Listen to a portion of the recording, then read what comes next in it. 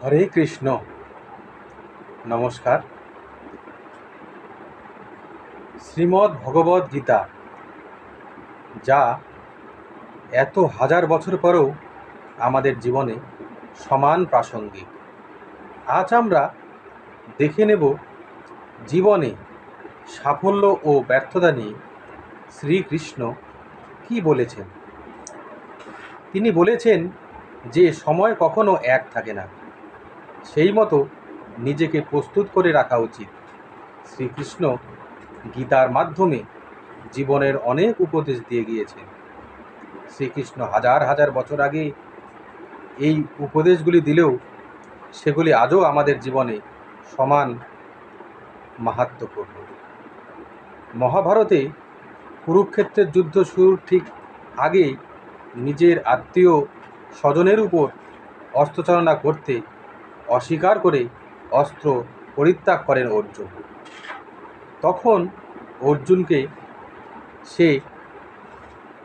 অর্জুনকে যে উপদেশ দিয়েছিলেন শ্রীকৃষ্ণ, তাই গীতার বাণী নামে পরিচিত।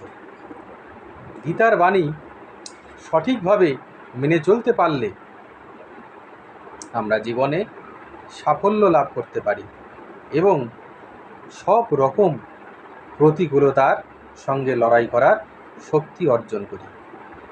শ্রীমদ্ ভগবদ্ গীতা আমাদের জীবদ্দশা ও তার পরের অবস্থার জন্যও সমানভাবে কার্যকরী। গীতার দর্শন আমাদের জীবনকে সঠিকভাবে চালনা করে। নমস্কার। হরে কৃষ্ণ। আজ এই পর্যন্তই। বন্ধুরা, নতুন নতুন গীতার শ্লোকের আলোচনা শুনতে আমার পাশে থাকবেন অবশ্যই, তাহলে আমি উৎসাহিত হব এবং গীতার অনেক অজানা কাহিনী আপনাদের সামনে তুলে ধরতে পারবো বলে আশা রাখি। আজ এই পর্যন্তই। এরপরে আবার আপনাদের সামনে গীতার একটি নতুন অধ্যায় নিয়ে আলোচনা করব। হরে কৃষ্ণ।